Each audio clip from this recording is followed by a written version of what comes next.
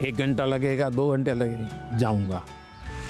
फिर लिस्ट बनाओ जिले में कौन से हैं जो देखे नहीं हैं, फिर तय करूं मैं राज्य में कौन से हैं, छत्तीसगढ़ में ऐसी कौन सी जगह मैं गया नहीं हूँ। हमें कहीं पर भी जाए स्टूडेंट के रूप में जाना चाहिए, तब टूरिज्म का मजा आता है। रेल के डिब्बे में जाना और साथ में खाना भी ले जाना, देखना चाहिए कैसा अनुभव होता है, भीड़ होती है, क्या होता है, लोग बातें करते हैं, क्या करते हैं, इसका एक आनंद होता है, जीवन में सीखने को मिलता है।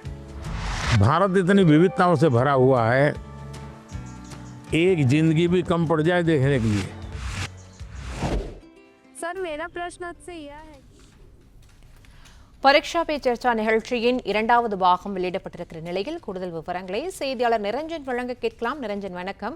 இந்த கலந்துரையாடல் நிகழ்ச்சி தொடர்பான விவரங்களை பதிவு பண்ணலாம். பரீட்சா பே சர்ச்சா என்பது பரீட்சை நடத்துவது குறித்து அமர்ந்து பேசுவோம் என்ற ஹிந்தி மொழியின் மொழிபெயர்ப்பு தான். இது முக்கியமாக நாடு முழுவதும் பொதுத் தேர்வை எழுதக்கூடிய மாணவர்கள் பயம் இல்லாமல் பரீட்சை எழுதுவது குறித்து பிரதமர் நரேந்திர மோடி மாணவர்களுக்கு அறிவுரைகளை வழங்கி வருகிறார். தற்பொழுது 9வது ஆண்டாக இந்த நிகழ்ச்சி என்பது நடத்தப்பட்டு வருகிறது. பொதுத் தேர்வுக்கு முன்பாக ஒரு மாதத்திற்கு முன்பாக இந்த நிகழ்ச்சி என்பது பகுதியாக எடுத்து நடத்தப்படும்.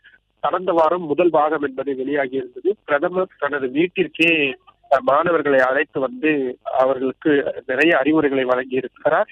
அதே மாதிரி மாணவர்கள் கேட்கக்கூடிய கேள்விகளுக்கும் அவர் பதிலளித்திருக்கிறார்.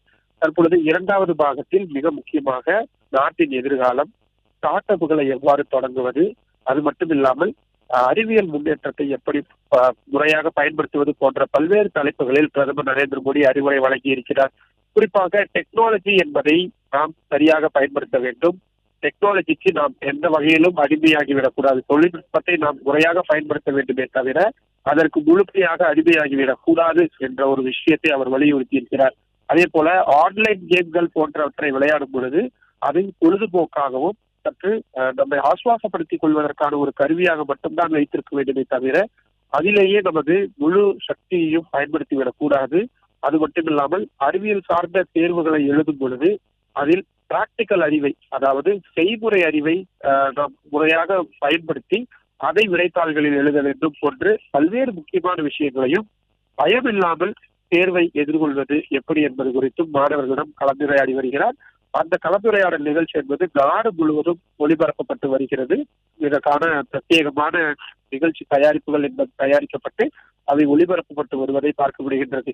பெரும் இது ஒளிபரப்பு நிகழ்ச்சியாக மட்டுமில்லாமல் ஒவ்வொரு வருடமும் இது தனித்தனி புத்தகமாகவும் வெளியிடப்படுகிறது என்பதுதான் மிக முக்கியம். எனவே மாணவர்கள் தேர்வை அச்சமில்லாமல் நேரடியாக பிரதமர் நரேந்திர மோடி கொடுக்கக்கூடிய இந்த அறிவுரைகளை ஏற்று அதன் வழியில் அவர்கள் செயல்படும் பட்சத்தில் கொஞ்சம் அவர்களுக்கு பயம் தெளிந்து தெளிவான ஒரு கண்ணோட்டத்துடன் தேர்வை எழுதுவார்கள் என்ற நோக்கத்துடன் தான் இந்த நிகழ்ச்சி நடத்தப்பட்டு வருகிறது. பிளே ஸ்டோர் மற்றும் ஆப் ஸ்டோரில் இருந்து பாலிமர் செயலியை QR கோடு மூலம் பதிவிறக்கம் செய்யுங்கள். செய்திகளை உடனுக்குடன் பெறுங்கள்.